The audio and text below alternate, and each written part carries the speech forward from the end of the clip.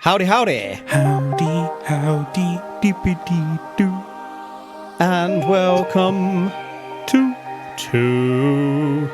But it was aliens. the extraterrestrial comedy podcast where we probe aliens, ghosts, wizards, shitty little frogs, and all things paranormal in between. But usually aliens. Unless you're subscribed to our Patreon where we probe it all, or it's a birthday or special occasion. Today, it's aliens. More specifically, we are off to the Kalahari Desert. I'll be driving you there today, and if you don't know me, I'm Kevin the Grey, or Greybeard, if you listen to this Burke beside me. This Burke beside me, meanwhile, is Granville Moonwalker, or Mooney, if you listen to the truthful and eloquent me. Me. So you automatically assume when someone says truthful or honourable that they are the opposite. So Kev is going to lie to you for the entirety of this podcast.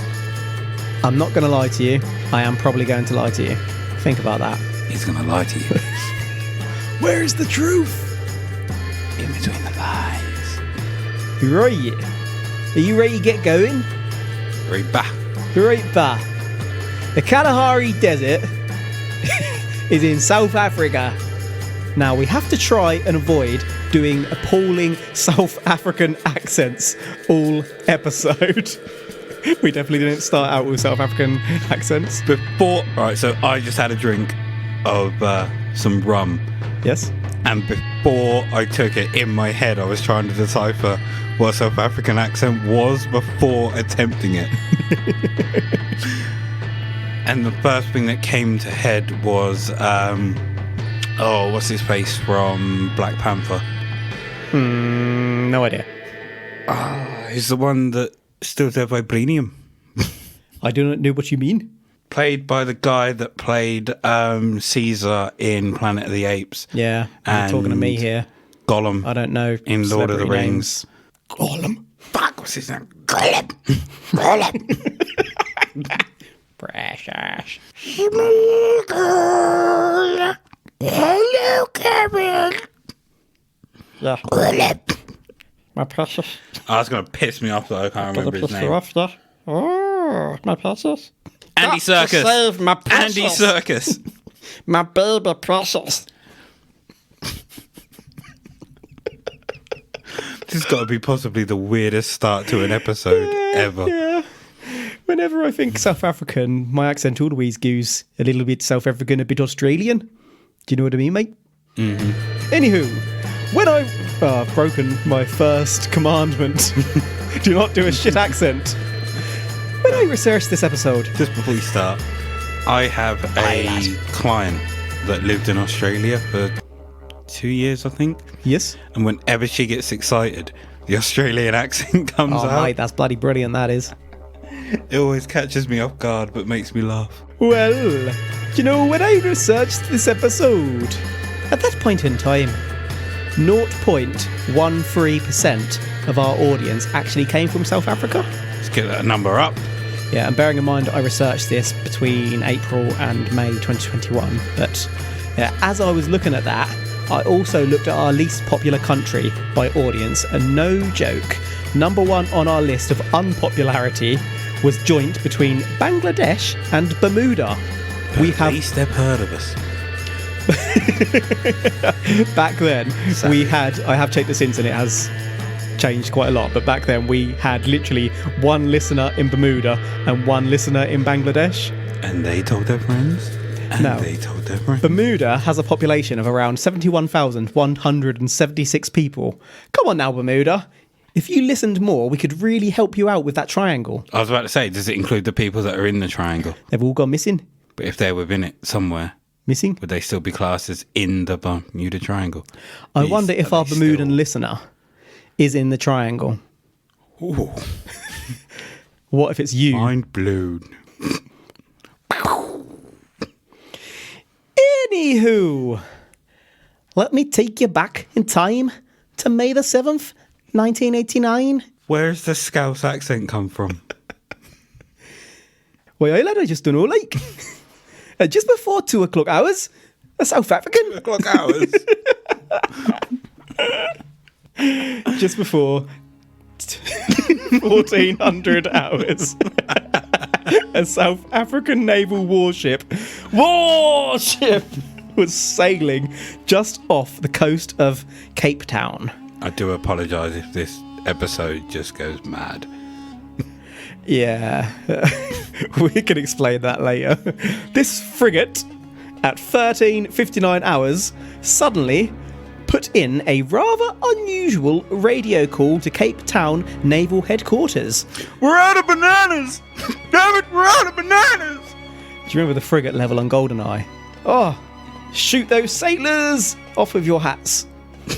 The frigate reported that they had picked up an unidentified aerial phenomenon on their radar moving extremely quickly towards land at an approximate speed measured on radar of 5,746 nautical miles per hour.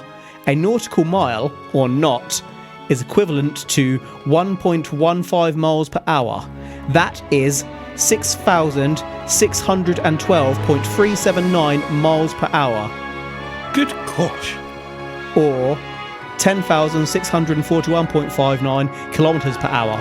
Oh my giddy aunt. The speed of sound is, give or take, 761.2 miles per hour. This thing was flying about 8.5 to 9 times the speed of sound. Hot damn! The Apollo spacecraft at one point in 1969 was measured to be going 24,790 miles per hour. I think towards re-entry, and remember, that's in space without resistance. This thing was moving at space speeds on Earth. Even rocket-powered craft are a good 2,000 miles per hour slower. The only thing humans have ever done on Earth to get close to that speed was an unmanned rocket sleigh in 2003, which is basically a platform connected to rails with a rocket. This thing was bonkers fast, and I could find no evidence of a sonic boom. Sonic boom. Ooh. Mm-hmm. No evidence of a sonic boom. Correct. Is that from the sled or from this From the radar? radar thing that was seen, yeah. Would you get sonic boom If the on a speed radar? of sound is being broken, Yeah, but you we're should be sure able on to radar. detect it, yeah. Have you ever seen Remember, a the sonic frigate boom? put in the call, so you should have heard it on the frigate. Have I ever seen a sonic boom? Yeah, Street Fighter, son. Sonic boom. Sonic boom. But no, from a plane. Yes. That no. shit's mad. Maybe. I've seen a YouTube I don't video where you see know. it. Could you repeat the question? You're the best of me now. Sorry. Apparently, North American Aerospace Defense Command, or NORAD, installations and DF Milan International Airport at Cape Town also picked up the radar, and, well, the radio operators did the right thing and attempted to establish communication with the object. They didn't get a response, though, that we know of. Whilst that was going on, the frigate, via jets, confirmed visual sighting of what was making the radar blip. This thing was silvery and resembled a disc.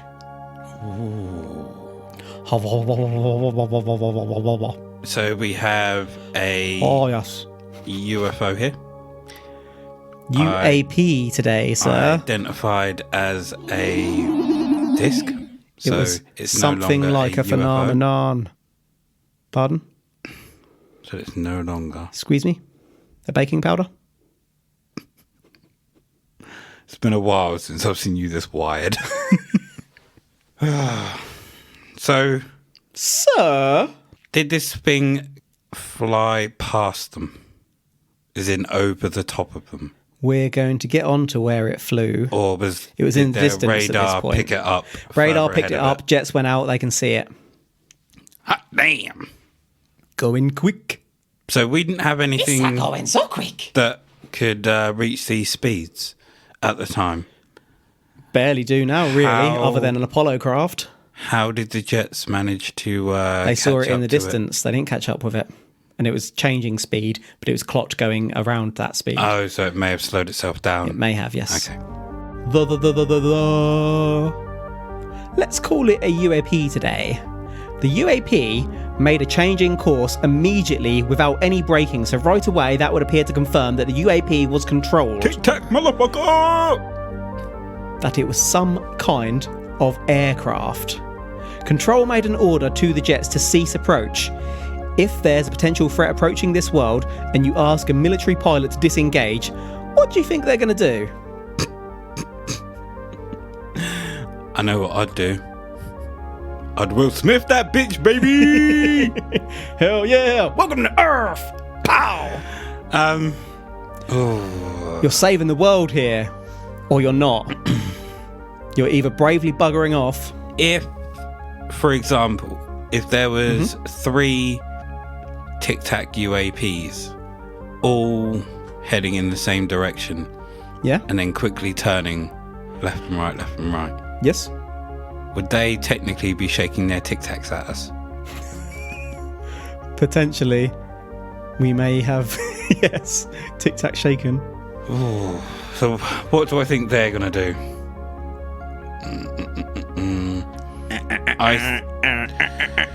All depends, really, doesn't it? What type of pilot it was that went out. I mean, if you have the chance to chase down one of these fuckers, Yeah. wouldn't you, sorry, I can't hear, over the radio and just continue on? Continue chasing it. To be honest, And then I'd just bitch claim out. that you couldn't hear anything. Nah, I'd peg it. Let someone else be brave. You'd Peggy Sue it. I'm a lover, not a fighter. But wouldn't you be intrigued? From a distance, what I'd do is I would tell you that they told me that you can't lift. Doesn't provoke me. You can't lift shit. Again, doesn't provoke me. Heard it here on the podcast. Granville cannot lift. Can't lift no weights. His record is 3 kilograms. Double arm. For what? 2 arms, 1 dumbbell. You fucking motioned it, but I had no idea what the fuck it was called. Or if it's even an exercise. I was born in the gym. You merely adopted it.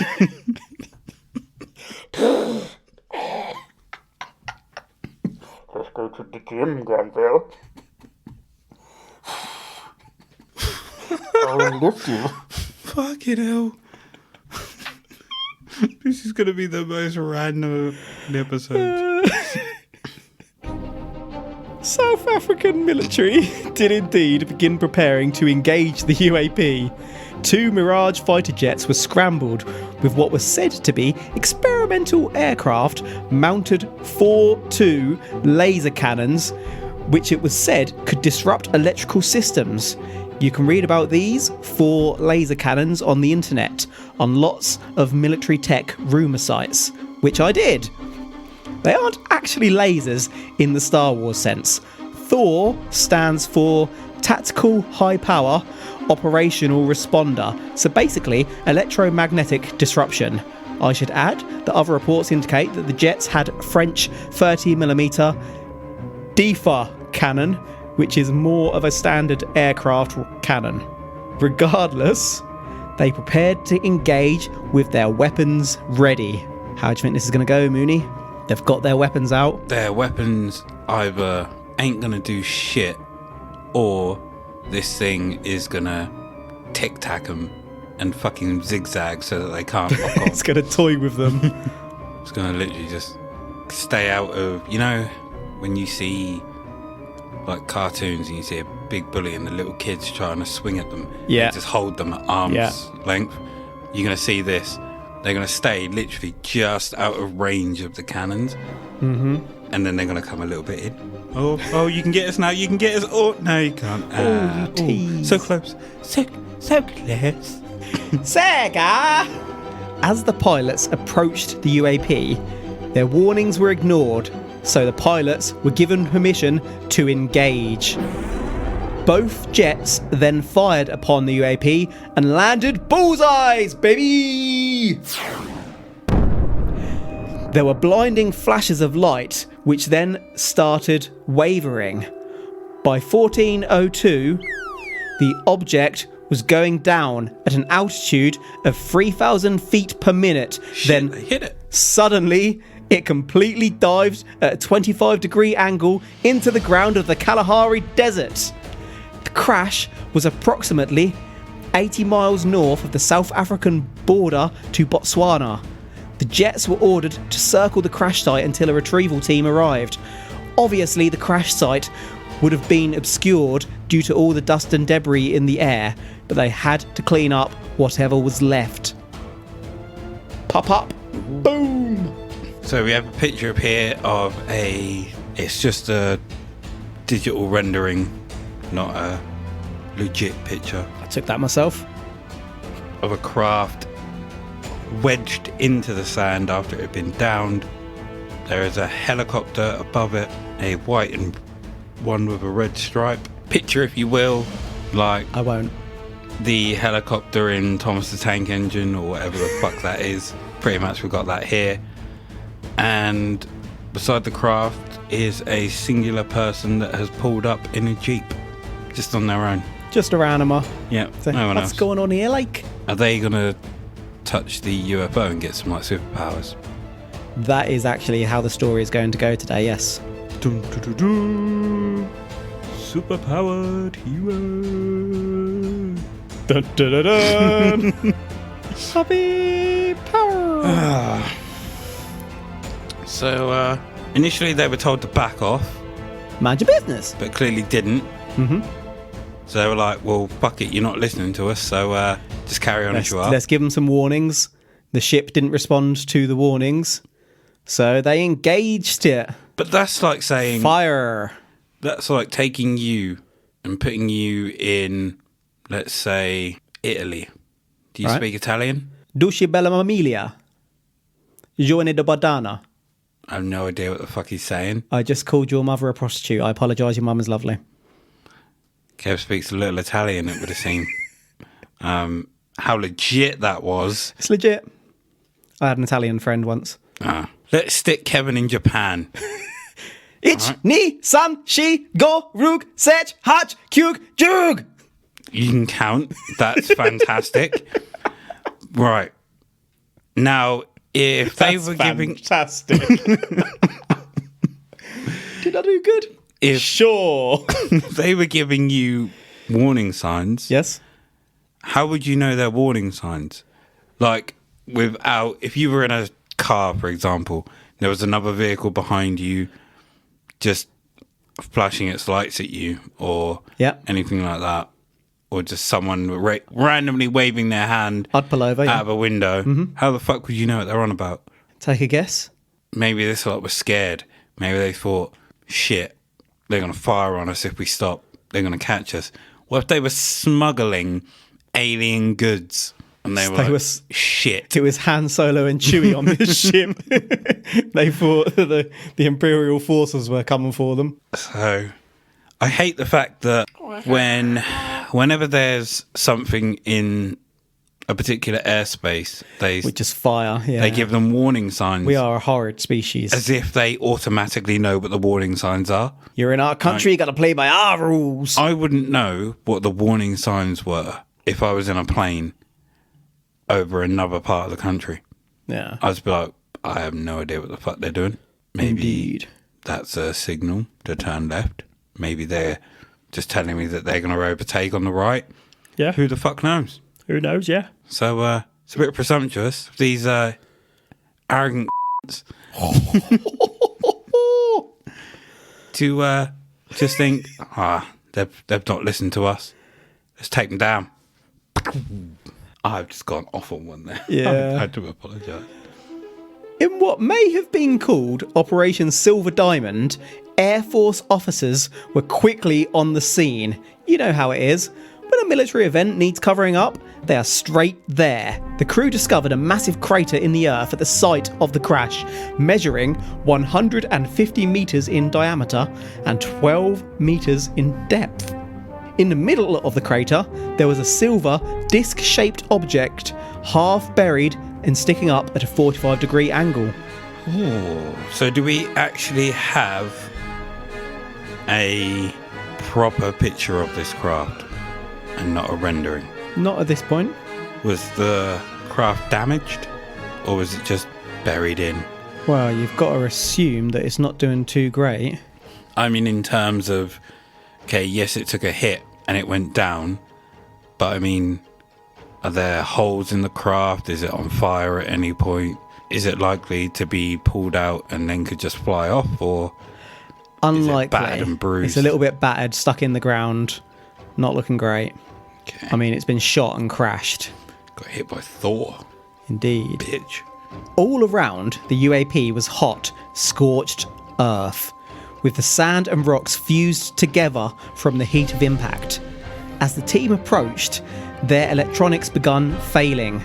Think about this. They would have been flying to the site. That is not good.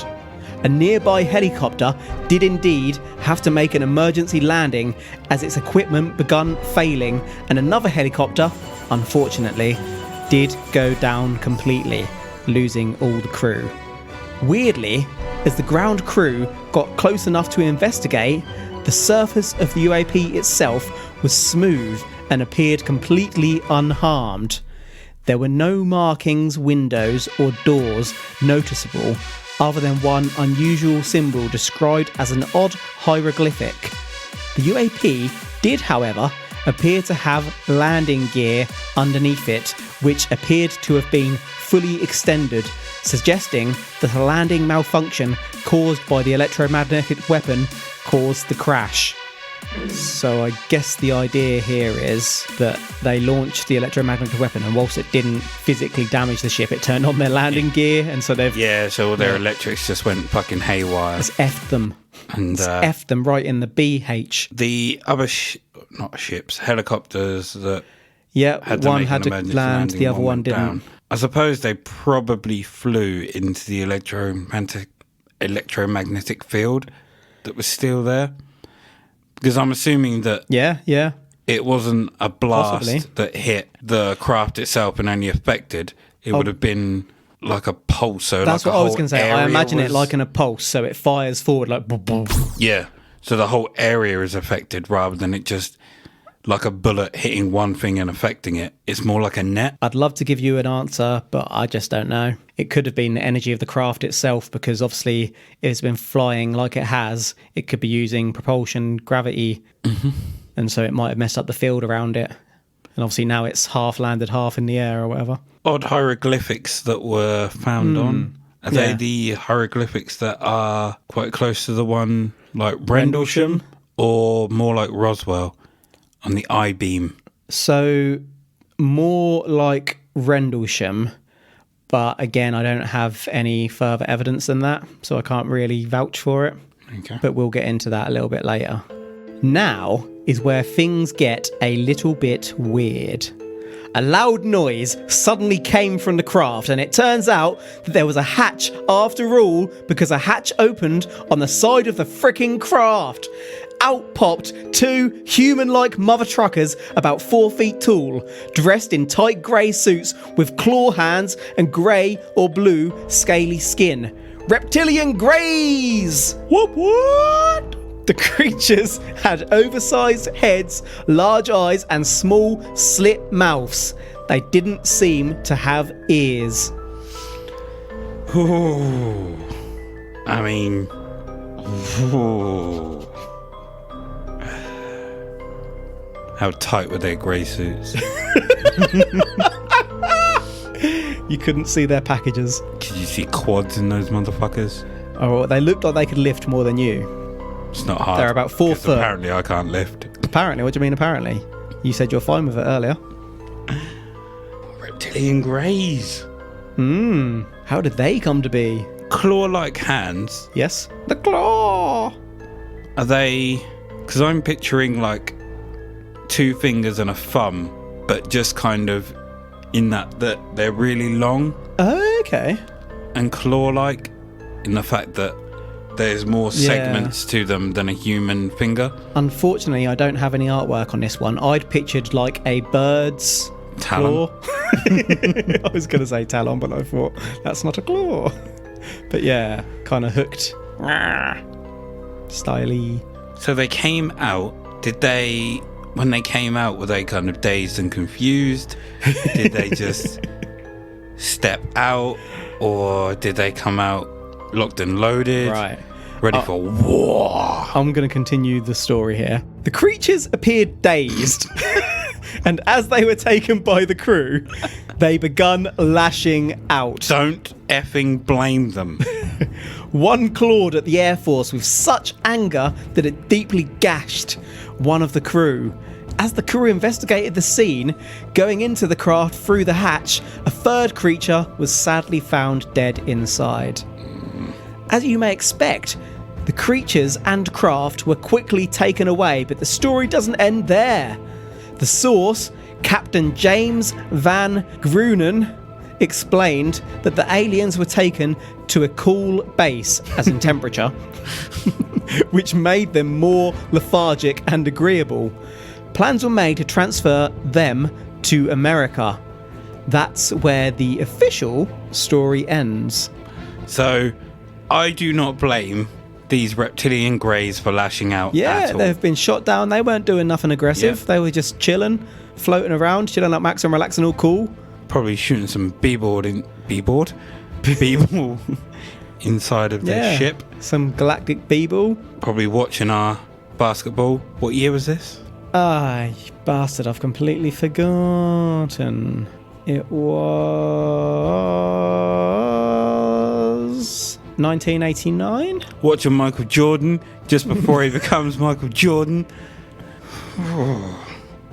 So yeah, I can't blame them for lashing out. If someone would have hit my car and then tried to take me away, I'd probably fucking lash out if I was all dazed and confused. Yeah. Just imagine the kind of damage you could do if you lifted. Well, when your personal best is 3 kg.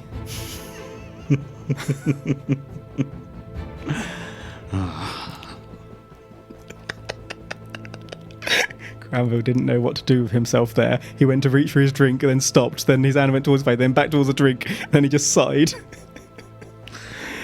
You're not going to get... Not going to get what, sorry? You're not going to unsettle me.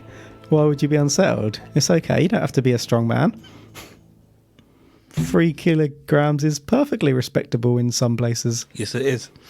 You do you. Whatever you can do. That's acceptable to me. How does it feel to know that I can lift more than you, though? You comfortable with that? I'm comfortable with you saying it. The fact that I know you can't. Well, what do you mean? 3 kilograms? I can do more than that. You can only do 2. Bitch. I can definitely do more than that. I can do at least 8. It's okay. You made me lose my train of thought. So they took them to a cool base. Yep, cool, man. Everyone there is laid back, wearing sunglasses. What up, dude? Music's playing, drinks are flowing. So it would assume that why would they just assume that the cold would make them more lethargic? Or is that just something they noticed after taking them there? It's not really clear. I'm guessing that as they investigated them... I suppose being out in the desert, they would just naturally go to somewhere cool, wouldn't they? So taking them there, and they probably noticed that happened. Well, everyone gets a bit cranky when it's too hot, don't they? Yes, they do. Well, maybe they noticed the temperature when they went into the craft. Possibly. Agreeable. They made them lethargic and agreeable. Lethargic I've just covered. Agreeable in terms of they went along with them, or they started asking them questions and they started answering in a strange reptilian human as in, voice. Come here, be here, we'll feed you, we'll water you, etc. So they understand Our So, language, it would seem. either that or gestures, like beckoning them forth with the hand. But how do you know that to them that's a gesture to back and forth? Well, And that's not, go fuck yourself, you cunt. well, regardless, they were agreeable. That's twice I've used that word My today. gosh. You beep. Yeah, so how do they know that hand sign for beckoning isn't like a call to war? Well, regardless, they were agreeable, so... So making them cold has made them into little bitches, it would seem. Whoa. Possibly. Thank you.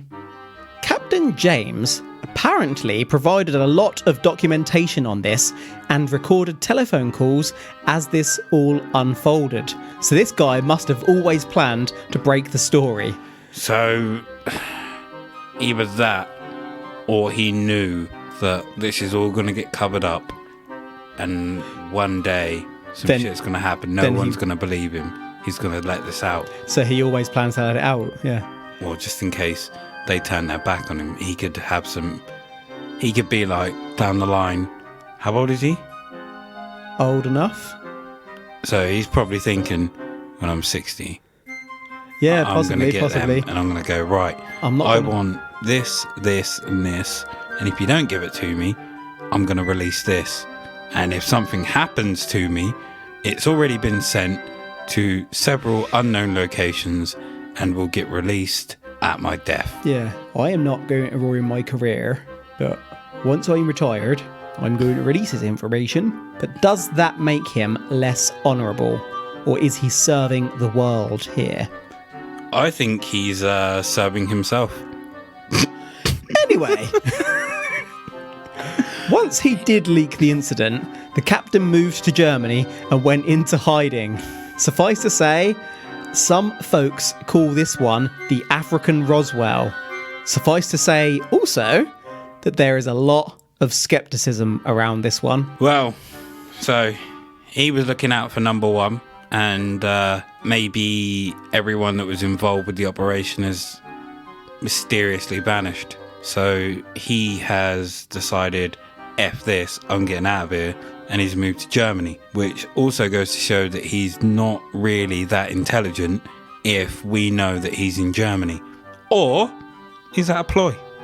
Is he not in Germany, but everyone thinks he's in Germany? I mean, if you're a South African man in Germany, probably, I suppose Germany's quite a big place, isn't it? So it wouldn't be that easy to find. Very big. But I suppose if the government wanted to find you in Germany, they could find you. However, if going to Germany is just a decoy and you're not in Germany, you're in, let's say, Romania, Luxembourg, Sweden, North Pole, South Pole, Canada, or even still in America. Or Bognor Regis. You have... chilling in Bognor. You have officially given them the bird. Indeed. Screwed the pooch. Quest magazine, a not massively well-known UK UFO magazine, further reported about a related incident to this one, in that a former lieutenant colonel of the USAF reported to Quest that the USA did indeed exchange advanced technology for a UFO at this time. Proof. I nearly read Colonel was Colonel. Sorry, Colonel was Colonel, and I corrected myself and added the Colonel. So they exchanged advanced technology. From what we've heard so far, they shot the fuckers down. Yep. And took them somewhere and then made him agreeable. Yep. So what we're saying is they stole technology. Well, essentially, they've obviously forced their hand. I mean, they've knocked a craft out of the sky. They've obviously taken that back somewhere and worked on it. It's not a case of there is a mutual agreement. You can accept this, or if you don't accept it, you can just be on your merry way and fly off. It's you can accept this is going to happen, or click. Gun to the heads. Yeah. Or guns to the balls.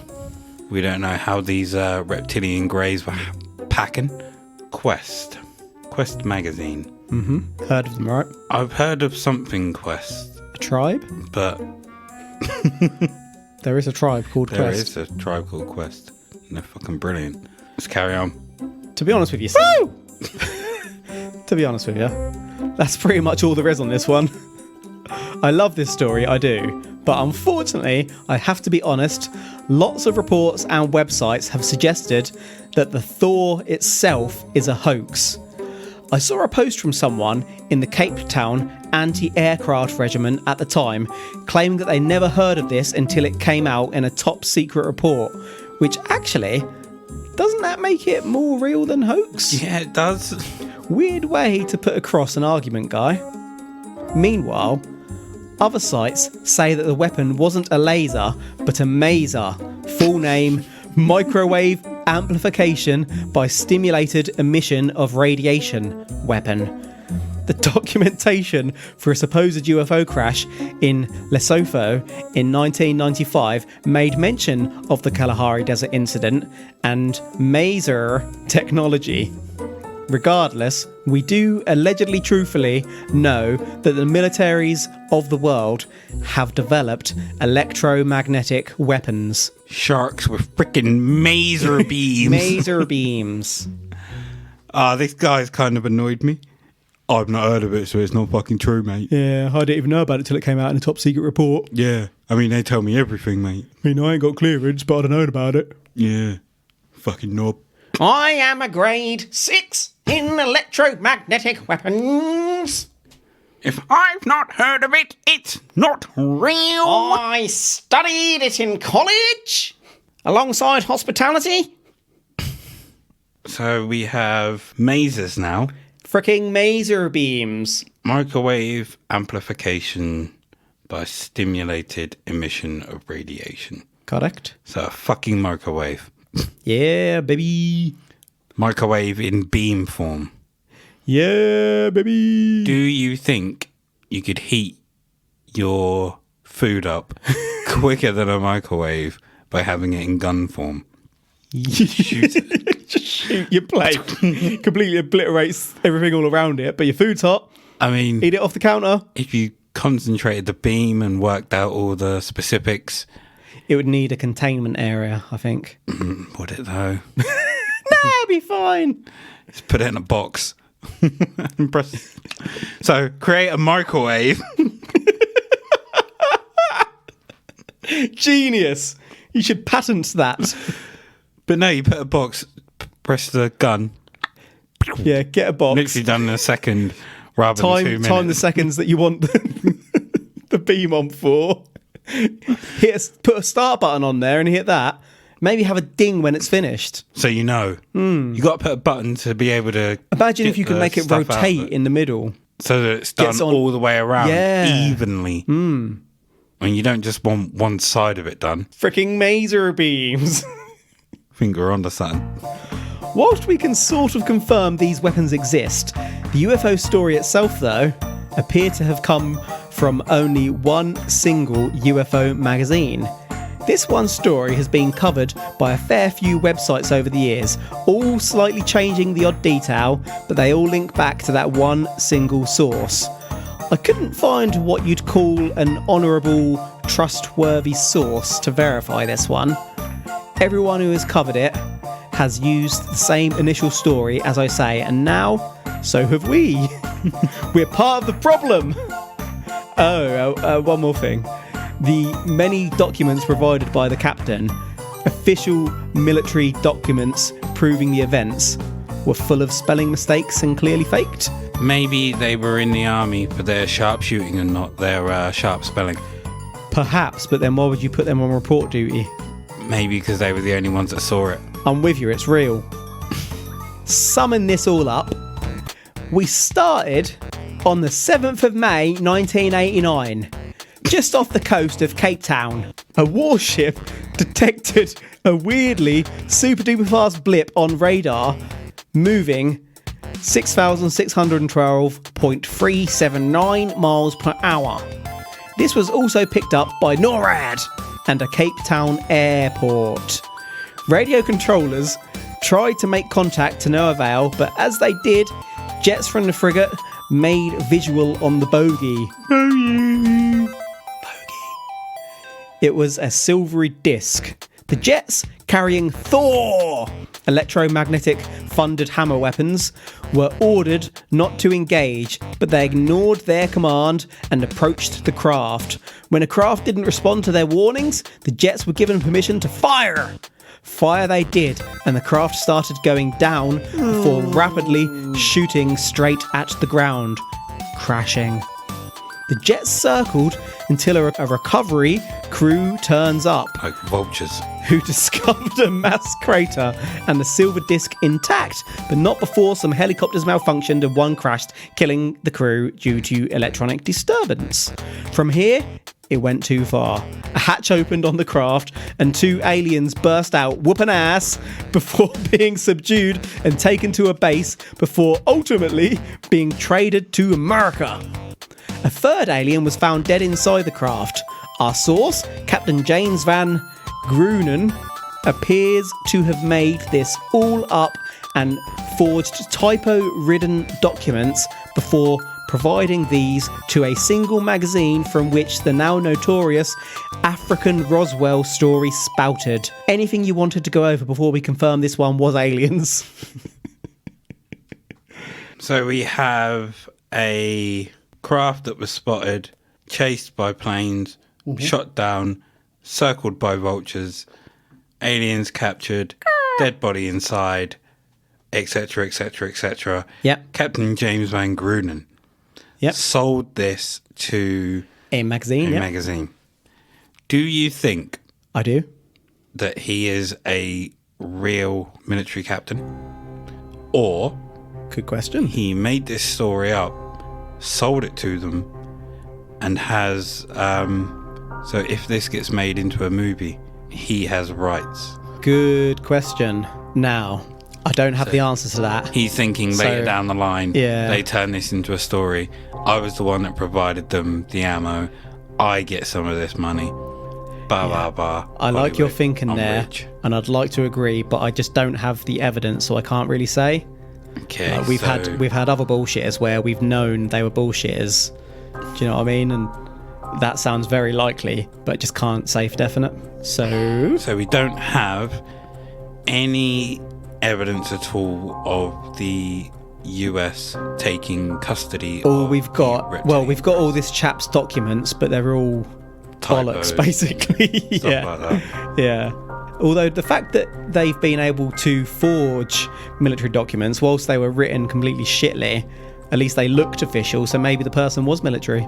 They could have been, or they could have had a buddy in the military. Yeah, yeah. A family member knew All what the possible. documents looked like, so was able to forge them, but just idiotic, or just thought if we chuck spelling mistakes in, Yeah. people might think, oh, it's the heat of the moment, they're under pressure, they're not thinking straight, they'll make spelling mistakes. Let me ask you a question, and the answer begins with A.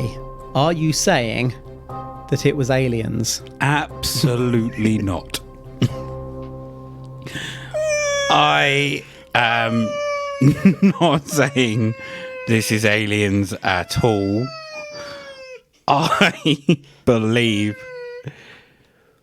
that this person has made this story up and sold it to a magazine. Yeah. And it's one of, I don't know if they sold it just to get Dollar bills. dollars, yo. or later down the line go, I made that story up. Or- And they see it. Did one of the writers for the magazine make it up to try and sell some magazines? Ooh. Again, Either way, it's made up. Captain James Van Gruenen may also be made up. He may have not been a captain at all, or even a person, or could just be several people, names put into one. hard to argue with that. Or if you've ever seen The Usual Suspects, I'm not going to spoil, but you know the end scene where it all comes together. They've done that with Usual Suspects came out after that. So they done the original Usual Suspects on this case. Yeah. Either way, Again, yeah. for me, this is not aliens. Absolutely not. I'm not saying that it was aliens either. This file, well, If it was a cover-up, they did a bloody good job covering it up because it's very hard to believe. Researching this one, I'm going to be honest, for about 85% of it, I was like, holy shit, how have I not heard of this? This is real. It genuinely had me. But then the hatch opened. I called bullshit. Despite that, though, the electromagnetic weaponry and the craft crashing due to an associated landing gear malfunction is so believable. But what I've learned most of all today is that if we write to a magazine with an utterly made up story, or even if we start a magazine and come up with a story and print it ourselves, in about 30 years, this story will have grown legs and an ass and be sitting atop the throne of UFO lore. People will believe. And why shouldn't they? Because, as we always say, the truth is up there. And those legs and ass are going to be thick. Any final thoughts? No. I wonder if those legs and ass can lift more than you as well. I reckon at least 4 kg. Per leg. Yeah, but it's okay. You don't need to feel inferior. I don't. It's fine. One day you'll hit 4k. Gee. One day. That's today's show, folks. Thank you, probers, for listening to... But it was aliens. I'd like to think that we've learned something today. Kev is an ass. If... What? Pardon? Kev is an ass. Why? That's what we've learned. How have we learnt that? Because I said it. So now everyone's learnt it. Just because you're not that strong and you can't lift much doesn't mean you need to call me an ass. Just go Kev is to the an gym and ass. work harder. Hole. If you're onto a good thing, don't push it too far. Quit ahead. Anyway, you know the drill by now. Our links and handles are in the podcast episode notes, which nobody reads. We remain on Twitter at But It Was Aliens and whatnot. We do try to respond. We also have a Patreon, so if you'd like to hear us probe more paranormal encounters rather than extraterrestrial, give it a look or listen at patreon.com/butitwasaliens. Until next time, is a hot dog a sandwich? The truth is up there. #PROBE.